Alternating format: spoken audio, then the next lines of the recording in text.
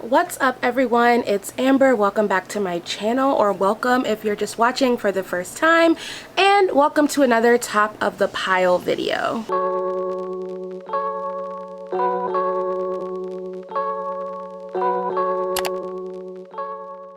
Okay, so before I jump into the books, a couple of quick notes. One, it's going to be maybe a little bit noisier than usual in the background because it's finally no longer oppressively hot outside and I have to have my windows open. I've been waiting for this weather for like 3 months, so if you hear the sounds of the city, I will edit them out to the best of my ability. Pay it no mind. I promise to bring you enough content that you won't even be distracted by the background noise. And two, for anyone who is just watching this for the first time or didn't see my last top of the pile video, what I do in this video is kind of show you my like potential TBR. I'm not the kind of reader who can just like make a list of the books I want to read in any given week or month and then just stick to that plan. I'm a mood reader. I pick up what I'm in the mood for, but I do like having kind of like a top of the pile, so books that are like not necessarily the books I have to read in that month, but books that I would like to get to sooner rather than later. So that is what this video is. Also, thank you to everyone who commented on the last top of the pile video and talked about how you're also a mood reader and you can't plan your reading either. I feel way less alone, and I'm glad to know that other people kind of do the same thing, which is like a pile of books that they have on hand that they want to get to sooner rather than later. Okay, so it's fall, and fall is usually when I reach for more nonfiction, fantasy, and I'm always reading romance. I feel like I'm never not in the mood for romance, so I have a good mix of all of that in the pile, and I really want to get through a lot of fiction in September and October so that when November comes, I can, one, focus more on my writing. If you saw my last writing update, you know that I'm working on 2 writing projects at the moment.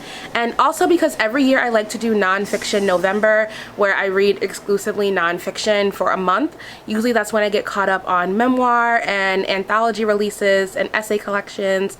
So I really hope that if I make a dent in my fantasy and fiction in general pile, I'll have room to really focus on nonfiction November when that happens.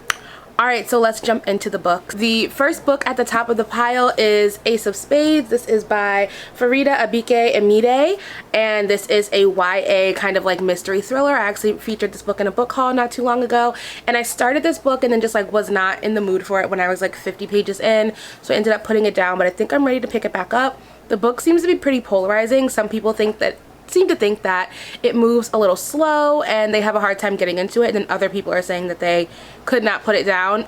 Based on the 50 pages I read, I could see how that goes either way, but I'm really interested in picking this back up. It's set in a like private school with really like wealthy kids, and then obviously some kids that are like not wealthy but still have the chance to attend the school, and it's like a Gossip Girl type setup where these 2 students are receiving these text messages threatening to reveal deep dark secrets about them, and they're trying to figure out who it is and stop them before they ruin their lives. So I love the like rich private school setting. I loved Gossip Girl, and I love that this is featuring a more diverse cast than Gossip Girl was able to give us before this HBO one. So excited to get back to this one. Alright, so the next one is actually a book that I have loaded on my Kindle. It's on Kindle Unlimited, so if you also have Kindle Unlimited, you can check it out there, and it is Song of the Forever Rains by E.J. Mello. It is the first book in her newest fantasy series. I believe the second book comes out soon because this has already been out for almost like a year. So I haven't read the full synopsis of the book because I don't want to run into any spoilers, but I am a huge E.J. Mello fan. One, she has one of the like best Instagrams ever. I feel like I followed her on Instagram before I ever read any of her books, and a lot of her books that were self-published, like The Animal Under the Fur and the Dreamland series, are some of my faves. I love her writing style. I love the way that she does characters. I think that her books are really entertaining, so I'm excited to get a fantasy book from her that's a little bit different than the Dreamland series, which is more of an urban fantasy. This one seems way more magical and abstract. So I do know that the book follows like a cast of sisters, and they're all trying to figure out like how to use their magical powers for good, and I know that it's also considered a dark romance fantasy, so I'm excited to see how she plays with that. There were a lot of those vibes in the Dreamland series that I had read by her, so excited to see how she does that in a new setting with like a different kind of magic. The next book is another author who I think I discovered first through social media when she was doing videos here on YouTube, and that is Fresh by Margot Wood. Margot was kind enough to send me an arc of this book.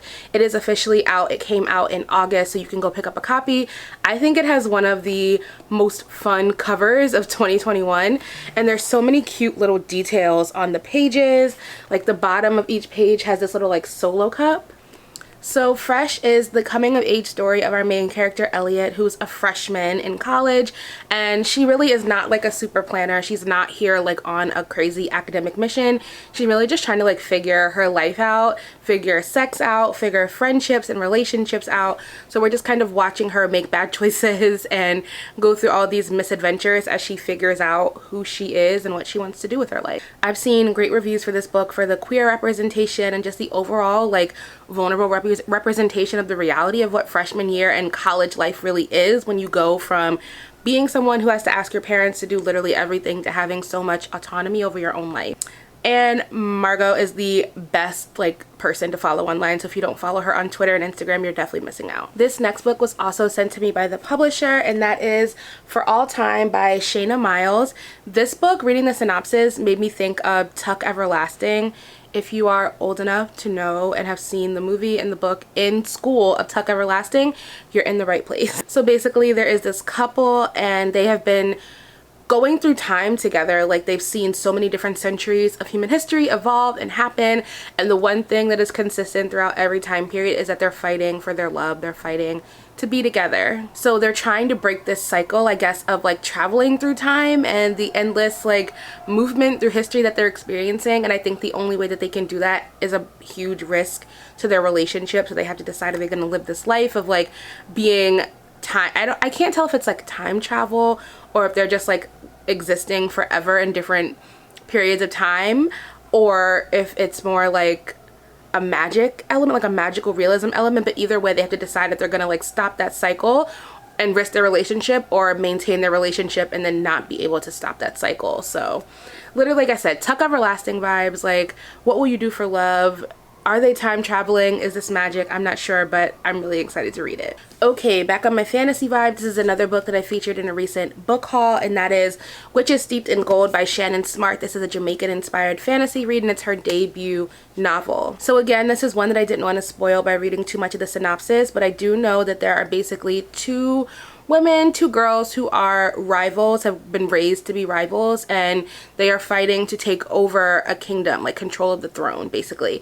It gave me Three Dark Crown vibes, but with two less princesses, I guess. But basically, there's someone on the throne now, a queen on the throne now, and she has ruined the lives of a bunch of people who both of these girls have stake in, but only one of them can also ultimately be queen. So I think they have to work together to take down the current queen, but then they also are going to be faced with the issue of having to rival each other as well. So it sounds like a really good, strong female character based fantasy with an interesting magic system, another really pretty cover, another really thick book, and we know I'm struggling with those, but it's fine. We're gonna do it. It's September, fall is here.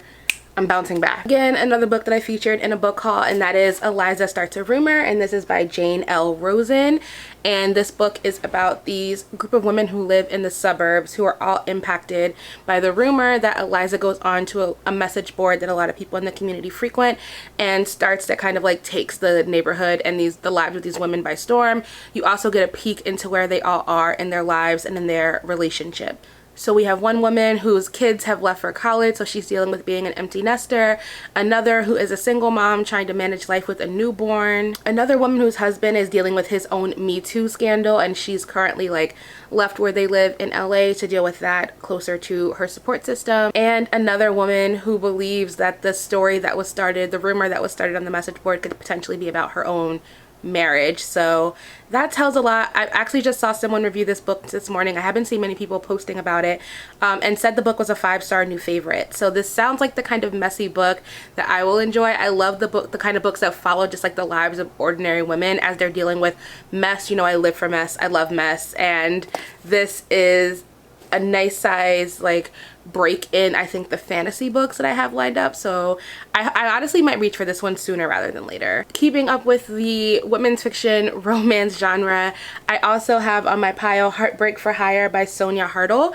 This book sounds so much fun. So basically there's this woman, our main character, her name is Brinkley, and everyone thinks that she works as an administrative assistant at an insurance company, but she actually works at the company that specializes in getting revenge for scorned lovers. So basically your man does you wrong and you can hire the company that Brinkley works with to send out a heartbreaker to seek revenge for you and kind of like bring that person to justice in a weird romance tropey kind of way. One day her boss announces that the company is expanding and is going to start hiring male heartbreakers so that you can hire not just like a Brinkley but also the male love interest that comes into play. And I'm assuming that she ends up falling for one of the heartbreakers that is hired, or she ends up falling for someone whose heart she was supposed to break. Either way, I'm here for it. This sounds so fun. I haven't seen this concept really done. I think that it's really only been matchmaking for the sake of like making matches that has been featured in romances. So this is definitely something new and different, and I feel like it's going to be a good time. Up next, I have Black Sun by Rebecca Roanhorse. I feel like I've actually read the synopsis to this book 500 times and I still struggle to succinctly say exactly what it is about, but it is a sci-fi fantasy book that I know is inspired by a lot of indigenous history and mythology. And I believe it deals with like the potential end of the world or the invasion of the world, and the people in the book have to save it. I also know that this book deals with a lot of the realities of colonialism and just the harsh truth of what happened in societies that were invaded and taken over by and potentially ruined by white colonists, settlers, and invaders. So I'm excited to see how those deeper historical and sociological themes play out in a book that is clearly just like a fictional fantasy world. It's so interesting to me how sometimes it's easier to process and understand the things that are more difficult in our own histories to understand when we put them in these very overly exaggerated fictional worlds that are literally like built from the author's imagination, when we're seeing it play out in real time and we still can't wrap our heads around it always. So I'm really excited for this one, and I've seen great reviews for it. I just got so distracted. Oh my gosh, I have one more book to talk about. And the last book on the pile has literally been on my unread pile for at least 2 years now. I think it came out in 2019, and that is Middle Game by Shauna Maguire. And I finally have like a light under my butt to read this book because Shauna Maguire recently announced that she has now officially official that the second book in this series, it's a companion, so this is read, you can read it as a standalone, but there's 2 other books that she has that are kind of, I guess, in the same world, and the second one is coming out. I will pop that second one, the cover for it right here. And I'm like, you know, I love the Wayward Children series so much, and I love the way that Shauna Maguire builds worlds and these complex like gray area characters. I don't know why I've waited so long to read this, but I have to read this fall, preferably this month. Again, a thick one. You know, I'm struggling with the chunky books lately, but I really want to read this. So in this book, America is, well, it's set in America, but our Congress is run by a bunch of alchemists versus just like standard politicians, and we follow our twin main characters, Roger and Dodger, who are trying to use alchemy and other powers to, I think, become gods. I remember when Books and Lala read this that it was one of her favorite books, and she does not read or really enjoy a ton of fantasy. So because of that, to me, that's like the ultimate cosign when a fantasy is so good that a non-fantasy reader can enjoy it and appreciate it. So I'm sold. Okay, so those are my reading plans for September. We'll see which of these I actually end up pulling from the top of the pile, and I will be posting my August wrap up soon, so you can go back and see which from my pile in my August top of the pile I ended up reading through that month. So look out for that video next. Thank you all so much for watching. Be sure to subscribe if you haven't already. Hit the bell so you get notified anytime I upload a new video. Leave a comment. Let me know what's at the top of your reading pile for the month. Let me know if you're more of a mood reader or a planner and you plan out what you're gonna read every month. I'm jealous. I could literally never. Give this video a thumbs up, share it with a friend. Every little share counts to helping more people get to find the channel and join our little community here. And I will see you all in the next video.